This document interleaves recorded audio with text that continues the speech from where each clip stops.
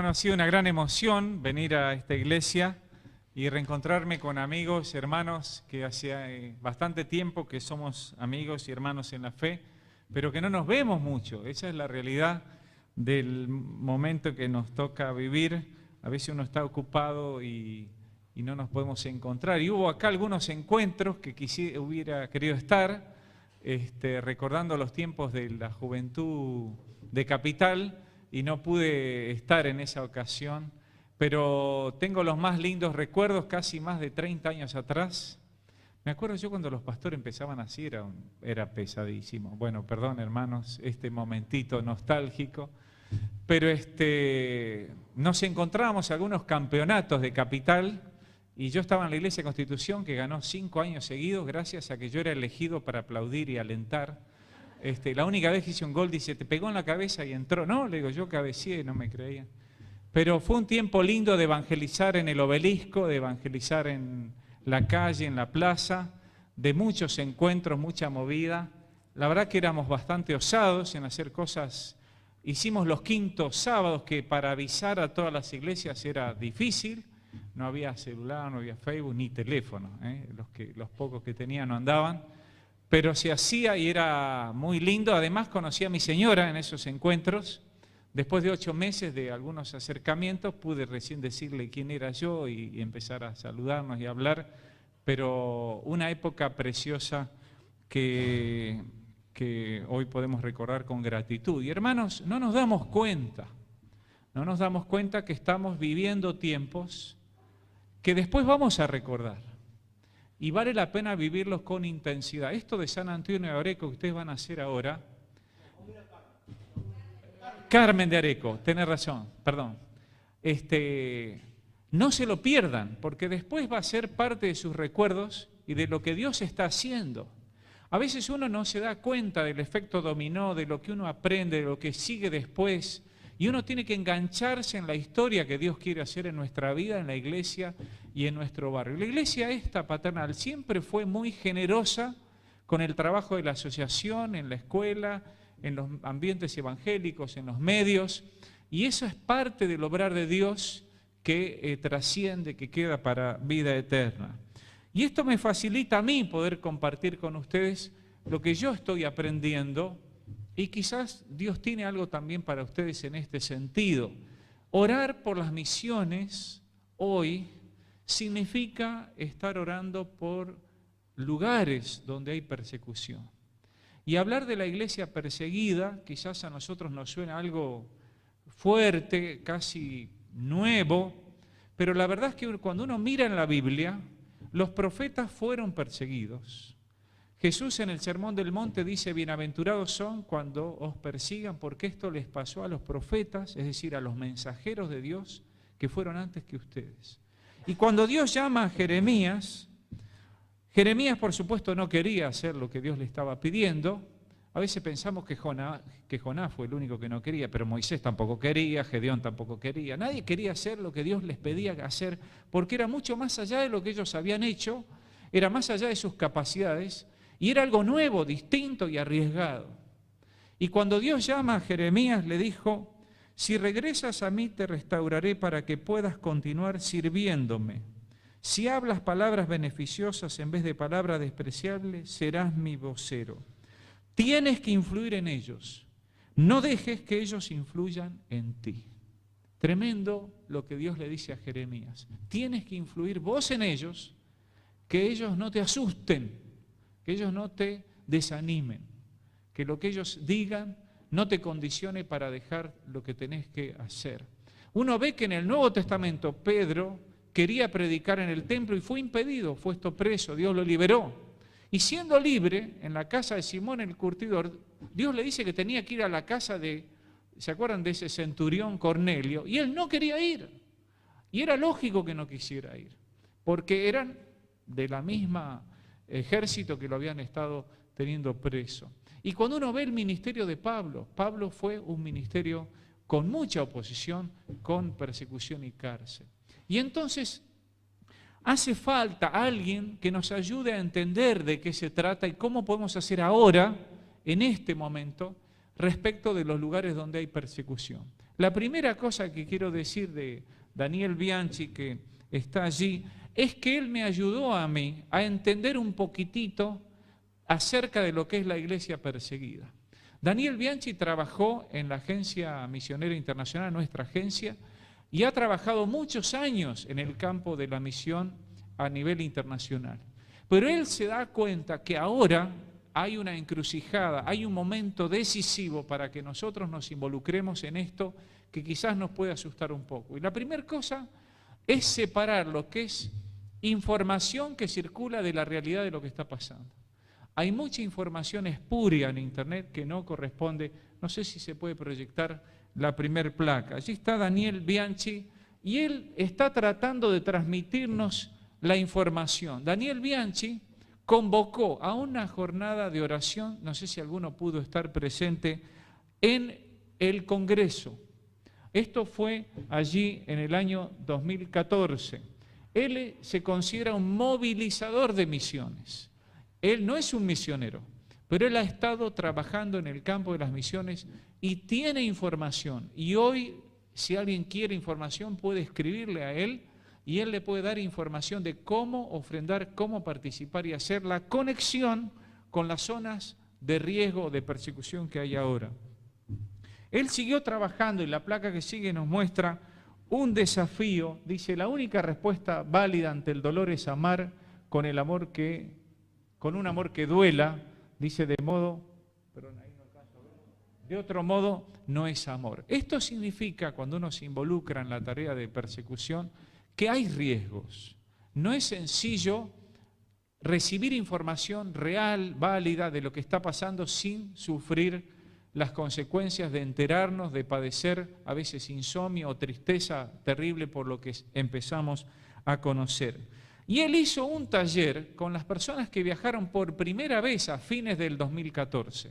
Hubo un primer grupo, yo participé del segundo viaje a fines del 2015, que pudo tener una primera experiencia en Jordania con gente, la placa que sigue, y entonces hubo unos talleres en zona sur que yo pude escuchar lo que ellos contaban. Estuvimos todo un día. A la mañana ellos contaban y yo empezaba a lagrimear y a llorar y decía, no puede ser, ¿cómo puede ser? ¿Qué pasó? Bueno, después de comer un suculento plato de pollo y no sé qué más era, seguimos. Así que yo me fui a preparar el mate y siguió la reunión. Y más de lo mismo, ya como a las 5 de la tarde decía, ¿esto cuándo termina? ¿No? Ya era una cosa, todos contaban, eran 35 que habían viajado, todos contaban de lo mismo. Y yo estaba ahí con mi mate y digo, voy a tomar mate para despertarme un poquito. Y se me cae el termo y se me rompe. Y entonces me acordé de Jonás con la calabacera, me agarró una bronca, me desperté, por supuesto que se me rompió el termo, pero al final dije, yo estoy más enojado por mi termo roto que por lo que está sucediendo hoy, lo que me están contando hoy. ¿Me entienden lo que estoy diciendo? Jonás estaba más enojado con Dios por la calabacera, esperando que la ciudad sea destruida. Ni le importaba, es decir, pensaba que era justo que Dios destruya la ciudad de Nínive. Pero a veces nos pasa que las pequeñas cosas de cada día, como se dice, el árbol nos tapa el bosque. Nos preocupan nuestros problemas locales o personales y no damos cuenta que la gente hoy está siendo víctima de la guerra y de la persecución ahora en este mismo momento. Y hay que oír. Estas convocatorias tenían como lema oír a la iglesia perseguida.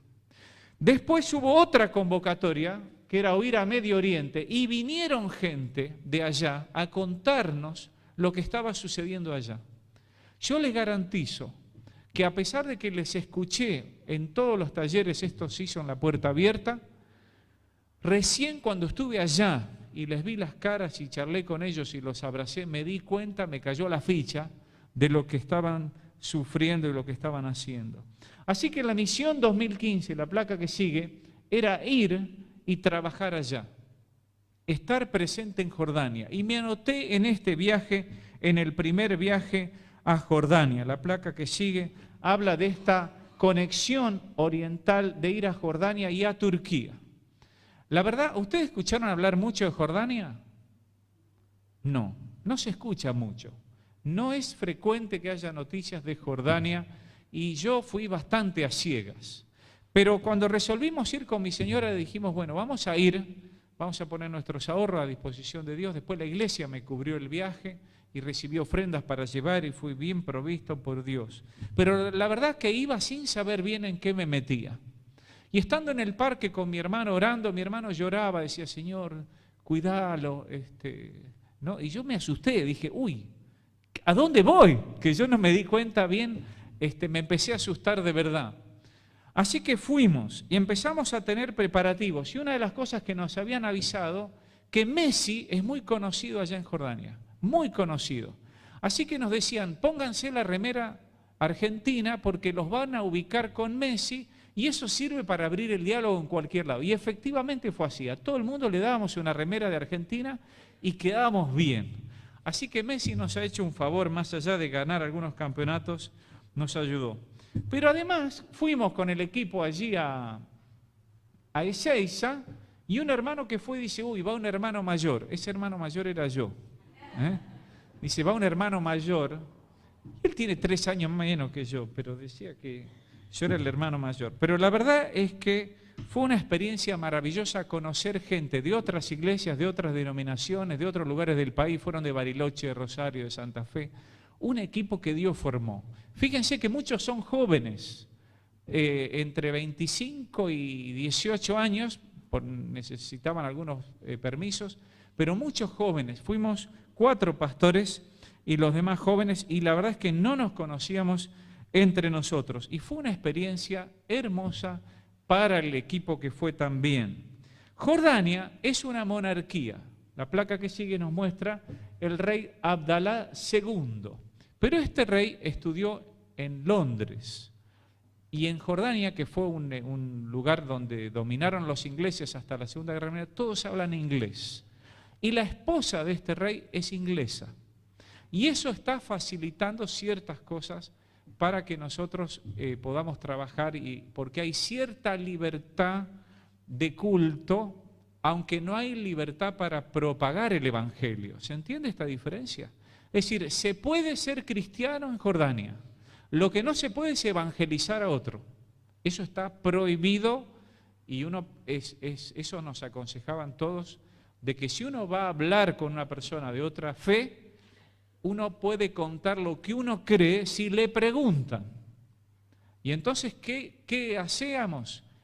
Empezamos a preparar ya de antemano el viaje pensando en llevar ayuda humanitaria. ¿Por qué? Jordania es un país que está limitado por desiertos y es sumamente escasa el agua. Realmente hay muy poquita agua. Hay un solo día en la semana que se llena el tanque de agua. Ese día la gente lava la ropa, lava los autos. Tomar agua no, se puede tomar agua de bidón, se compra el agua. El agua no es como acá. Pero ese día hay agua y uno tiene que estar cuidando todo el resto de la semana el agua, porque una vez que se llenó el tanque de agua de arriba, con ese tanque hay que vivir toda la semana. Es desértico. Pero aún así, en este desierto hay deshielo. ¿Ven esa manchita blanca? Y el agua que ellos consumen es de ese deshielo. Este país está rodeado de países en conflictos, rodeado de países en guerra. Así que es una zona de paz y de refugio desde la Segunda Guerra Mundial. Desde la Segunda Guerra Mundial hay refugiados allí de todos los conflictos alrededor. ¿Saben cuántos habitantes hay en Jordania? 9,5 millones. ¿Saben cuántos refugiados hay? La mitad. La mitad de la población son refugiados de todas las guerras de alrededor. Y la gran mayoría ingresaron en este último periodo, en estos últimos 10 años, a marejadas. Cuando Jordania se saturó, entonces empezaron a ir a los países más de Turquía o Grecia, que nosotros nos empezamos a enterar, vieron, de los balseros y todo eso. Pero hay allí en Jordania refugiados de todas las guerras, inclusive de guerras de África. Han terminado como refugiados en Jordania. Una iglesia nos decía, nosotros tenemos como presupuesto anual, podemos reunir $60.000. La ofrenda de la iglesia es $60.000, pero el presupuesto nuestro es $1.7 millones. Todo lo demás lo recibimos de afuera para ayudar a los refugiados a quienes adoptamos o cuidamos. En este lugar está lleno de lugares bíblicos que a nosotros nos son familiares. La placa que sigue, el Monte Nebo, allí el Monte de la Promesa, donde Moisés vio la tierra prometida, está en Jordania, un lugar hermoso que pudimos visitar. Allí está la placa que sigue, la mirada y las distancias que hay muy cerquita a Jericó, Jerusalén, en un lugar total, en un día despejado, se puede ver todas esas ciudades en la distancia. Nosotros Jericó veíamos, pero no veíamos Jerusalén, que se puede ver en un día despejado. La tierra de la promesa o el monte de la promesa. Allí está en un emblema, en la placa que sigue, la serpiente de bronce. ¿Se acuerdan? Lo que alentó la fe como prefigura de la cruz de Cristo, la fe de aquellos que eran picados por la serpiente. Y allí hay otra placa hacia el otro lado, fíjense las distancias que se pueden observar, el desierto que todavía está en la mayoría de la zona, aunque quizás el color no lo refleja bien. Abajo, si ustedes ven, hay zonas verdes que son el Valle del Jordán, porque desde ese monte se ve el final del Valle del Jordán, es decir, la zona de Jericó y el tramo final, y en un costadito allá el Mar Muerto. Estamos en la desembocadura, lugar donde fue bautizado Jesús, según la tradición más antigua, la tradición bizantina. Hoy hay otros lugares donde se bautizó Jesús que son accesibles al turismo, pero la verdad es que el lugar más antiguo es esta zona. Y en la placa que sigue, en ese lugar nosotros nos apartábamos para orar y nos rodeaba la gente. Y la gente nos preguntaba quiénes éramos, y entonces nosotros intercambiábamos canciones, ellos nos cantaban, nosotros les cantábamos, somos el pueblo de Dios, qué sé yo. Era una experiencia interesantísima, y la gente está interesada cordialmente en quiénes son los cristianos. La placa que sigue, nosotros empezamos a tomar la cena, y también venían los chicos con los celulares y nos filmaban, mientras que nosotros tomábamos la cena. Dirían, ¿qué estarán haciendo estos cristianos allí? En Jordania está la ciudadela de Amán.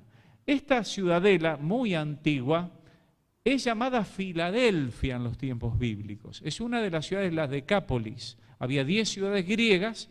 Filadelfia era una de las ciudades griegas que estaba allí en donde actualmente es Amán. Y Jordania está atravesada, la placa que sigue, por el camino, ese camino rojo, el camino de Elías. Elías, en su ministerio itinerante, pasaba por Transjordania y pasaba por lo que sería la ciudad de Amán o la ciudad de Filadelfia después. Es decir, si uno va a Jordania, se encuentra con la historia bíblica por todos lados, y es interesante poder darnos cuenta que la Biblia es una historia real, una historia que está respaldada por la arqueología, y se siguen encontrando lugares donde sucedieron cosas que dice la historia bíblica. Por ejemplo, otra de las cosas que es lindo saber, en el territorio de Jordania había 3 de las 6 ciudades de refugio. ¿Qué eran las ciudades de refugio? ¿Se acuerdan ustedes? Eran ciudades donde la persona que había cometido un asesinato o había lastimado a alguien por error, supuestamente, escapaba de la venganza yendo a las ciudades de refugio para esperar un juicio más justo o la gracia a partir de ser escuchado y no ser muerto por venganza, en el ojo por ojo, diente por diente. Estas ciudades de refugio permitían tener un juzgado, por decirlo así, a quien recurrir. Ah, gracias, perfecto, uy, qué bueno.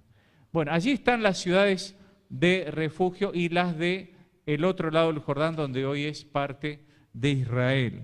Pero una de las cosas interesantes que estuvimos en otra zona recorriendo con el auto, la placa que sigue, que es el muro frente al cual murió Urías. ¿Se acuerdan la historia de Urías, esposo de Betsabé?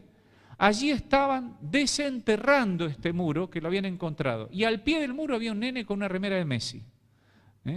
Entonces cuando lo saludamos hacía así, el pibe agrandado. Nosotros estábamos con la misma remera, enseguida se dieron cuenta. Y estaban los albañiles todavía excavando, limpiando, tratando de hacer un sendero, no estaba abierto al público. Pero uno se da cuenta que la historia del pueblo de Dios está también en esta zona. Y fíjense que hay un hotel ahí, lo llegan a ver al lado. ¿Qué sucede? Como sucede en Italia y en otros lugares donde hay muchos sitios arqueológicos, van a levantar un edificio, empiezan a excavar y aparecen las cosas. Y si el gobierno se entera, frenan todo y tratan de recuperar hasta donde se pueda.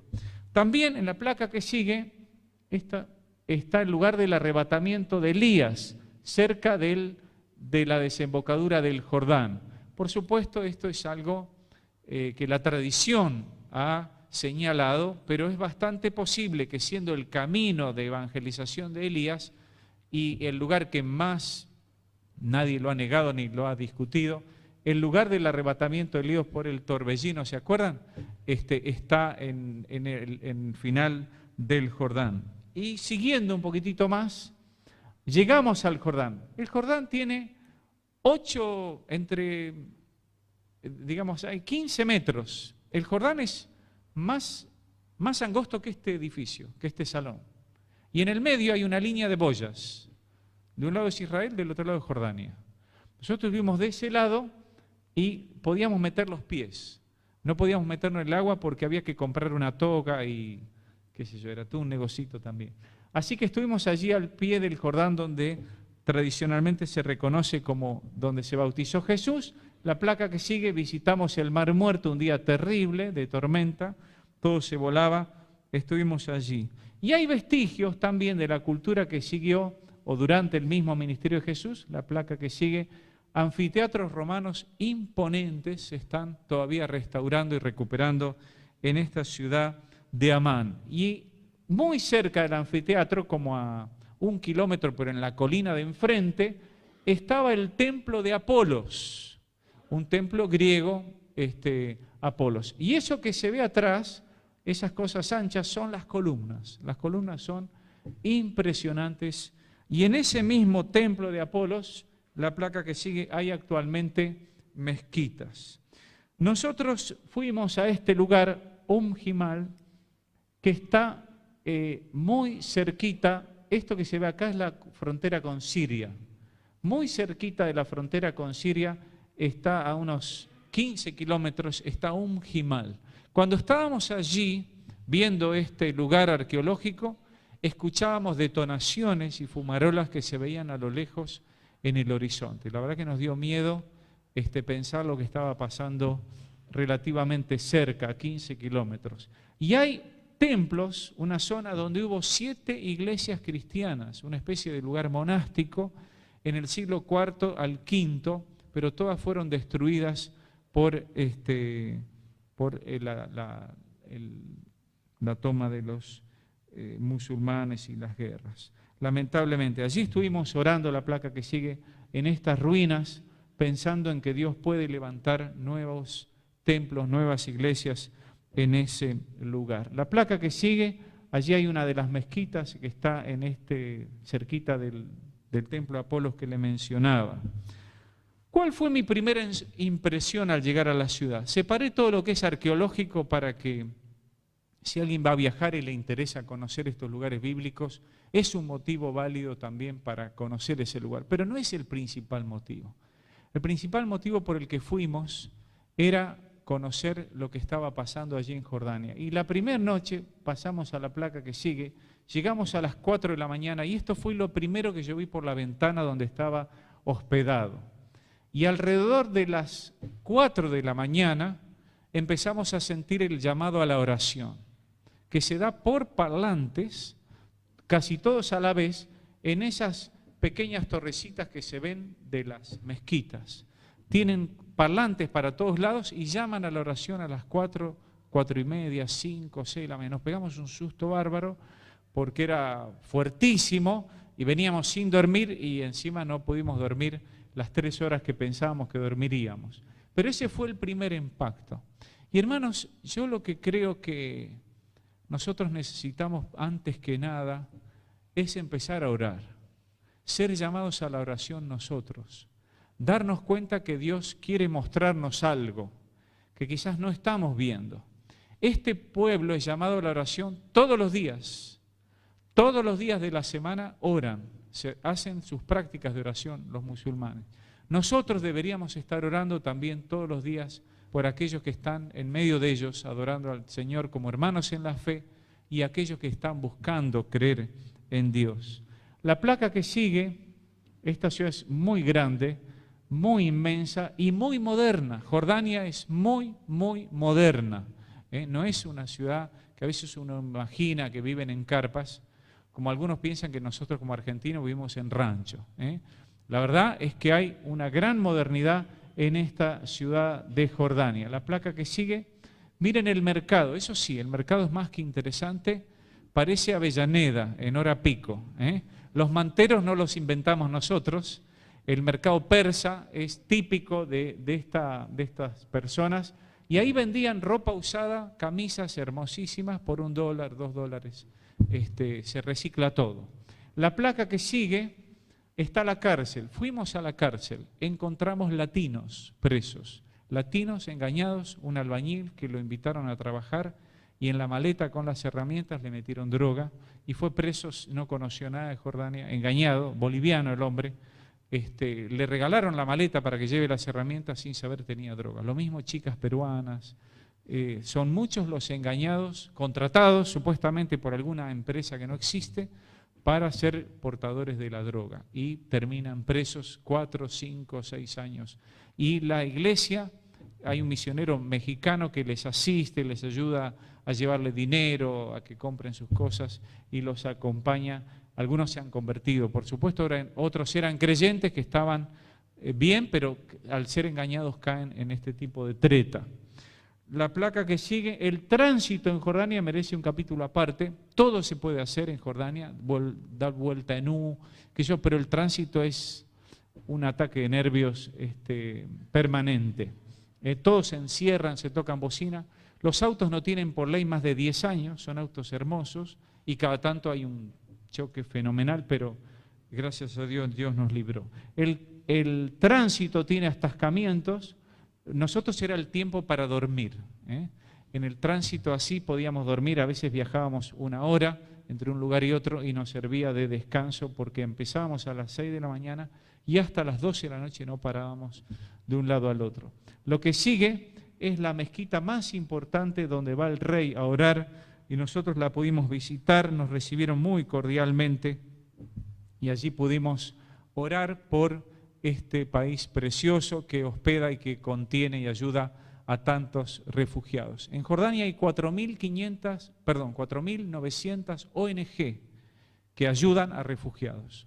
4.900 ONG que ayudan a 4,5 millones y el número es creciente de refugiados. Pero la placa que sigue muestra el campo de refugiados más grande que hay en Jordania y uno de los más antiguos llamado Saatari. Acá está todo el campo de refugiados. Nosotros veníamos por esta ruta y acá hay ciertos ingresos y llegamos a sobrepasarlo y estuvimos bastante cerca de este lugar. Y allí hay un nene que pudimos fotografiar que decía la remera de la ONU, no al trabajo infantil, y efectivamente estaba trabajando. Así que allí hay toda clase de situación. Las nenas, fíjense lo que es, las nenas no pueden ir al baño. El baño es comunitario, a veces está a 10 cuadras o 5 cuadras de la carpa donde viven y hay violaciones de todo tipo. Hay gente que está trabajando, recuperando, tratando de prevenir y de ayudar a este tipo de abuso que es terrible. Aún así, la gente está mejor que en los lugares donde vivió antes, pero están estancados. Nacen niños que se consideran apátridas, Jordania no los reconoce como propios y por supuesto los países de los que salieron tampoco. En este lugar suele haber tormentas de arena y si uno vive en carpa, se imagina la situación que vive esta pobre gente, no pueden ni respirar, se encierran en las carpas lo más que pueden con trapos en la boca hasta que este tipo de situaciones pasan. Y hay muchos campos de refugiados, muchísimos, que van extendiéndose en los países que son relativamente neutrales alrededor de Jordania. La placa que sigue nos muestra a nosotros mismos orando por ellos. No se puede ingresar, de ninguna manera se puede ingresar, menos fotografiar a este lugar. También estuvimos ayudando, sigo un poquitito más, a los misioneros locales que están actualmente en Jordania. Nos guiaba y nos ayudaba un misionero mexicano, pero hay alrededor de 200 misioneros brasileros y un solo matrimonio argentino que empezó el año pasado, que fue parte del primer viaje misionero. Así que ya tenemos un matrimonio misionero. Y esta nena cumplía 15 años y nos anticiparon que le llevemos regalo porque la nena no podía estar con todas sus amigas de México, de su familia. Y nosotros fuimos esa noche, la primera noche que llegamos, una familia suplente, tratando de darle alguna sorpresita. Estos hermanos hacen muchas actividades con niños. En esas actividades con niños están los hijos de los refugiados y algunos hijos de personas que no son de nuestra misma fe. Lo interesante que al trabajar, seguimos la placa que sigue, con estos hermanos, conocimos a este pastor sudanés. Este pastor sudanés, huyendo de la guerra en su país, trabajó 7 años de noche cortando leña para juntar el dinero suficiente para huir con su familia y llegar a España y luego a Jordania. 7 años trabajando de noche para librar su vida. Mataron a su hermano, mataron a parte de su familia, y entonces esta es la historia que se repetía una y otra vez. En este templo, es un templo de la Alianza, se reúnen 7 congregaciones distintas, entre ellas la Iglesia Internacional Sudanesa. En la Iglesia Internacional Sudanesa, que reúne a muchos sudaneses obviamente, hay 22 nacionalidades. Hay franceses, coreanos, australianos, ingleses. Es decir, hay una mezcolanza. Fíjense que en un mismo lugar hay 7 iglesias y en una iglesia 22 nacionalidades. Así que uno aprende ahí a hablar un poco de todo, pero me tocó predicar y se traducía al inglés y después al árabe. Así que era complicado poder, pero una iglesia hermosísima que pudimos conocer y muy preciosa. Allí nos convocábamos para reunirnos y armar equipos. Cada equipo tenía, de los que fuimos en la brigada, más gente local que nos indicaba las casas a donde ir y visitar a cada familia de refugiados, orar por ellos, entregarle ayuda humanitaria. Y este hombre que está allí, americano, fue misionero en Chile varios años. Hablaba el español perfecto, así que nos ayudaba a organizarnos también. Y en la placa que sigue estuvimos trabajando colocando los proyectores. Hacer un trabajo así en Jordania llamó la atención porque dice, ustedes son pastores y vienen a hacer esto. Bueno, venimos a hacer lo que sea necesario. Nadie podía, alrededor de un año tenían estos proyectores donados y no estaban instalados porque nadie los sabía instalar. Así que sirvió de algo la capacitación técnica que tenemos los argentinos para hacer medio de todo y lo atamos con alambre. Así que nos pusimos a hacer el trabajo y estuvieron contentos con eso. La placa que sigue nos muestra en la casa de este misionero chileno que nos invitó a comer fideos y pasamos un tiempo lindo tratando de conocer, 7 hijos tiene, y trabajan allí en medio de un país de riesgo. A veces se piensa que una familia con hijos no puede ir a esta clase de lugares, pero él, teniendo todas las opciones de ir, fue también allí con sus hijos. También trabajamos con misioneros colombianos, creo que eran ellos, no me acuerdo dónde eran, había una melange allí. El grupo que sigue, vamos rápido, estos son brasileras que enseñan inglés a los sudaneses porque con la visa pueden ir a vivir a Estados Unidos o a Canadá y los van preparando en tiempo que los papeles y la documentación se va organizando. Allí están, se dan cuenta de dónde es cada uno, era muy divertido, estuvimos también pintando. Lo triste de esto que me invitaron, dice, usted podría venir, pastor, 3 meses a Jordania a enseñarnos a pintar. Yo pensé que me enseñarían a predicar. No, necesitan gente que enseñe a pintar. Así que en Jordania se puede hacer de todo. Seguimos adelante. Allí estuvimos cerca de la frontera con Irak, con este pastor precioso en Mafra que trabaja con hijos de refugiados. Allí fue una historia tremenda porque uno de los nenes me muestra el brazo, tenía todo el brazo quemado, lleno de cicatrices, y me hacía así, ¿no? Como que había una bomba que había explotado cerca, le había destrozado el brazo. Y uno puede ver los chicos con traumas de la guerra, increíble lo que uno puede ver en los rostros de esos chicos preciosos, extremadamente violentos en la manera de expresarse y de jugar, pero que pueden ser rescatados. Y este pastor tenía un corazón maravillosamente tierno hacia esos chicos revoltosos. La placa que sigue, quiero también que tengan una idea de que las iglesias evangélicas en Jordania están unidas en la construcción de un proyecto de capacitación en el campo de misioneros hacia la zona de Medio Oriente. Este seminario, que ahora vamos a ver algunas placas más, está coordinado por el doctor Imad, que estuvo aquí en Argentina explicando doctrina en un nivel excelente, inglés, pero él decía, antes llevábamos a los jordanos a capacitarse en Inglaterra y no volvían. Entonces trajimos el seminario de mayor nivel a Jordania. Miren cómo es el seminario. Fíjense los edificios. ¿Ven el autito? Miren lo que es. Esto es la torre de oración. Este es el edificio, que además tiene 3 subsuelos. Un edificio maravilloso, hermoso. Le llevó años de construcción.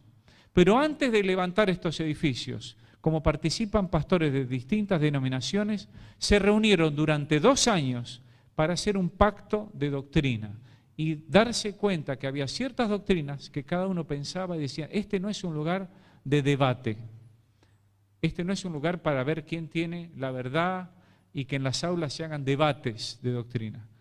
Vamos a respetar a cada pastor de su denominación en lo que cree, puede expresar lo que cree, pero no puede en las aulas o en las enseñanzas debatir con otro pastor acerca de lo que el otro cree. 2 años se reunieron antes de poner un ladrillo. Tenían el proyecto, tenían la maqueta, pero dijeron, más importante que empezar a hacer un seminario es ponernos de acuerdo y trabajar en paz, en comunión, sabiendo que hay diferencias, pero sabiendo que el Señor nos une para trabajar juntos. La placa que sigue es un edificio muy lindo, hay un mosaico bizantino ahí con el mapa de Jordania. Seguimos adelante. Allí está, es un seminario oficial de Jordania, pero que no pero que a la vez la placa que sigue tiene todo el reconocimiento de muchos seminarios del exterior. Es decir, un seminario muy, muy bien plantado, muy bien diseñado, excelente. Yo decía, tenemos que aprender mucho de ellos. A veces uno cree que va a un lugar así y uno le va a enseñar a la gente. Lo que quiero decir, cuando Bianchi nos reunía, decía, chicos, vamos a aprender. Tenemos que estar preparados para aprender. Tenemos mucho que aprender de Jordania, de los hermanos de allá. Seguimos. Allí estamos en una congregación con el pastor Hanna. Este es el pastor Hanna que vino acá, un testimonio. Él trabaja en la Franja de Gaza. Un trabajo extraordinario y muy dolido por los bombardeos que hay semana a semana. A veces uno ve en las noticias la Franja de Gaza. Él ha visto morir y ha visto y ha contado cosas muy tristes. Dice, a veces porque hay un terrorista en un edificio nuevo, que hay matrimonio, familia, le dan 15 minutos para evacuar y cae un misil y lo destruye. Y en 15 minutos, si usted no se va, muere junto con quien fuera que pueda estar viviendo en ese edificio, en una guerra que la gente común no opina. Una cosa espantosa, muy dolorosa. A veces uno cree que todo el mundo es terrorista, no es así. Y hay muchas víctimas inocentes en medio de esas situaciones que el pastor Hanna... Allí estamos con la iglesia iraquí, que está el pastor Hanna allí tratando de alentar. La placa que sigue, en el mismo templo con la iglesia sudanesa, con el que yo les comentaba, allí está la esposa y él cantando hermosamente. La placa que sigue, estamos en la iglesia anglicana, por supuesto, desde los ingleses, muy reconocida. Este pastor es la 4ª generación de pastores, una persona brillante, hermosa. La placa que sigue está el reverendo Fike, que es el que está en la iglesia anglicana que nos recibió. Mucho, mucho para aprender de ellos. La que sigue, estamos en otra iglesia con el hermano Samed. Este hermano fue, al convertirse de una forma milagrosa por la mano de Dios, lo separaron, le quitaron los hijos, y hasta el día de hoy la policía secreta le pide cuentas de lo que él está haciendo. La familia lo echó, la madre, el resto. La placa que sigue, allí estamos con la ropa que llevamos, vamos a ir muy rapidito, con útiles que llevamos para repartir, mucha ropa, remeras de Argentina, y especialmente llevamos ofrendas para poder acompañar estas ropas. Tenemos ficha de la familia y la placa que sigue, los La que sigue, los alimentos. Preparamos 2 bolsas de ropa, más 2 bolsas de comida a cada familia que estábamos visitando. Y algunas de estas, para terminar, les muestro. Aquí hay una mujer sudanesa que tenía 7 hijos. En cada lugar que íbamos nos decían, lo mínimo que les van a ofrecer es agua. Después del agua les ofrecen té. Después del té les ofrecen café. Y esa es una manera de hospedar y de recibir a la gente. Esta mujer no nos pudo ofrecer nada. Estaba en pésimas condiciones, lamentablemente. Allí hay otro matrimonio de profesionales que también huyendo de la guerra estaban con la esperanza de ir a Canadá o Estados Unidos. Acá hay otra familia sudanesa que nos recibió con té con canela y cosas riquísimas. Y acá hay otra chica que en el viaje anterior el grupito juntó una ofrenda para operar a su hija. Y estaba muy agradecida y así es como se visten normalmente. Acá estamos con una familia de sirios. Ven que hay muchos mates, alcanzan a ver. Los sirios toman mate, toman más que nosotros, pero cada uno tiene su mate. Así que acá había como 7, 8 mates, prácticamente uno para cada uno en esta familia. Seguimos adelante. Allí una mujer siria que de un vaquero hizo un delantal. ¿Alcanzan a ver eso? Con una máquina, ¿la ven? La Singer, la vieja Singer, por allí anda dando vuelta y de esta manera seguimos adelante. Podíamos comprarle las manualidades y proveer para la... Esta ropa que hoy me olvidé traerla, es de ropa vieja, hacen ropa para bebé. De los pedazos que están buenos, hacen ropa para los más chicos. Y así reciclan toda clase de cosas. Acá encontré una familia de armenios. Este hombre fue soldado en el ejército sirio y luego la guerra tuvo vueltas y huyó con su familia, creyente, y estaba con nosotros. Acá hay una familia que está también esperando emigrar. Una de las cosas terribles de esta familia es que por ley los refugiados no pueden trabajar.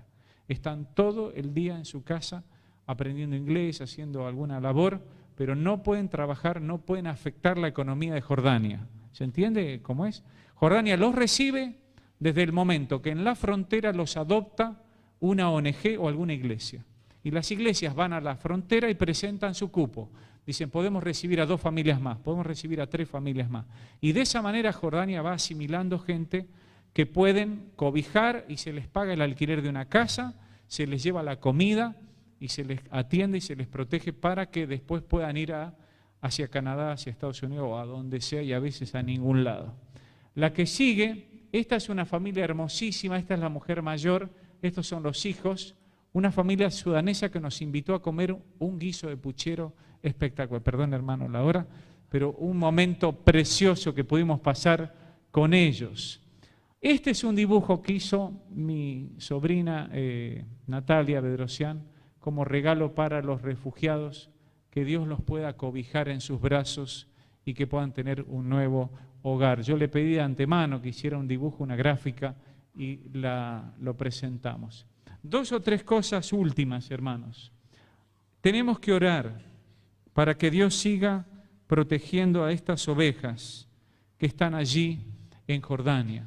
Es típico ver en Jordania las majadas de las ovejas por todos lados. Nosotros deberíamos estar pensando que hay gente creyente, hermanos, en la fe, que están allí esperando que Dios los reciba como parte de su iglesia. La placa que sigue fue el grupo allí en un momento especial. La que sigue, así quedamos, se alcanza a ver, dormíamos cuando podíamos, muchas veces en los viajes, estuvimos orando por Jordania, aún en las mezquitas, en forma disimulada, con mucho respeto, nos sumábamos a ese ambiente de oración, de búsqueda de Dios. Seguimos un poquito, allí están las chicas todas cubiertas en forma sumamente respetuosa. Un misionero en India decía que es más fácil convertir a estas personas que partir de la nada, del animismo que hay a veces detrás del budismo o detrás del hinduismo. A veces no nos damos cuenta de la posibilidad que hay. Y un mapa, estas zonas rojas, son lugares donde hay, según la ley islámica, prohibición para la conversión. Esta ley, no sé si ustedes sabían, ¿por qué hablamos de persecución en Jordania? La persecución es a los nuevos convertidos. Si una persona se convierte a la fe cristiana, la familia lo persigue. La familia lo puede llegar a matar. Esa muerte se considera una muerte de honor para la familia. Y esto está vigente hoy día. Hoy día es así. Y nosotros, a través de la Alianza Mundial Bautista y de otras entidades, se lucha por la defensa de la libertad de conciencia, en que las personas puedan elegir en qué creer y cómo tener su fe. Finalmente, miren allí, la placa que sigue, está la lista de la persecución, la lista de los países, Corea del Norte, allí está Siria, Irak, los países que rodean a Jordania. En estas zonas, ser cristiano es correr riesgo de vida. Ser cristiano significa que hay que irse, porque si los encuentran les piden que se conviertan y si no se conviertan los pueden aniquilar. Cuando ustedes reciban noticias, estoy convencido de que ahora, a partir de ahora, si ustedes ven algo en las noticias, estoy seguro que van a tener una sensibilidad mayor que la que han tenido hasta hoy. Porque una cosa es saber que muere gente, otra cosa es saber que mueren hermanos en la fe. Y otra cosa es pensar qué podemos hacer nosotros por ellos, de qué manera Dios espera que hagamos algo. Hay planificado un viaje a España, hay planificado un viaje al Líbano, un viaje a Turquía y un viaje a Jordania. Todavía hoy la gente está tramitando para poder viajar en esta brigada. Se hacen viajes, yo creo, casi todos los años. Lleva muchos preparativos estos viajes y visados y cosas así. Pero yo les pido a ustedes que primero oren. Si alguno de ustedes no será necesario que viajen hasta allá, uno o dos de la iglesia, que la iglesia los pueda enviar para palpar de primera mano y traer noticias frescas de lo que está pasando, traer nombres de esa zona, de esos lugares. Segundo, empezar a orar por los hermanos que están allá y quizás levantar una ofrenda, aunque nadie vaya. Si ustedes saben de alguien conocido que va a viajar, sostenerlo con una ofrenda para que puedan alentar a los hermanos que están allá. Yo fui y volví, y a veces uno otra vez se tapa por lo que está haciendo acá localmente. Pero yo les pido que si algo ayuda a esta presentación es a tomar conciencia de que al menos podemos orar, lo mínimo. Y segundo, empezar a ver si podemos ofrendar, de qué manera hacerlo. Hay canales abiertos, hay posibilidades de hacerlo. Y si alguien de ustedes puede ir, sería maravilloso para ver si la Argentina, hay leyes para refugiados que se están tratando ahora, genera un plan de apertura y de recepción a familias de refugiados de la guerra, entre los cuales puede haber hermanos o no, puede haber cualquier situación. Les pido que oremos, hermanos, y le agradezco su paciencia al escuchar. Oramos. Señor, en esta mañana queremos pedirte que nos ayudes a cobrar conciencia de lo que está pasando en otros lugares. Señor, sabemos que a veces estamos cargados por nuestras propias situaciones que debemos atender y tenemos que hacer, pero ayúdanos a descubrir que hay una misión también en sostener a los hermanos que están siendo atribulados por la oposición violenta, Señor, y la persecución. Señor, te ruego que nos ayudes a involucrarnos de una manera concreta y darnos cuenta que son hermanos nuestros, que están padeciendo en tu nombre. Señor, ayúdanos a sostener a los presos que están presos por causa de la fe. Señor, ponemos delante de ti todas las situaciones que vivimos a diario de indiferencia en medio nuestro, en nuestra cultura, pero también reconocemos que hay familiares que se han opuesto tenazmente a nuestra participación en tus cosas. Señor, te pido que cada persona que nos rodea pueda recibir de nosotros una palabra de esperanza hacia ti. Y nosotros, Señor, poder sostener los brazos de aquellos que están en estos lugares que por ahora parecen tan lejanos, que podrían ser cercanos en nuestro corazón. Oramos en el nombre de Jesús. Amén.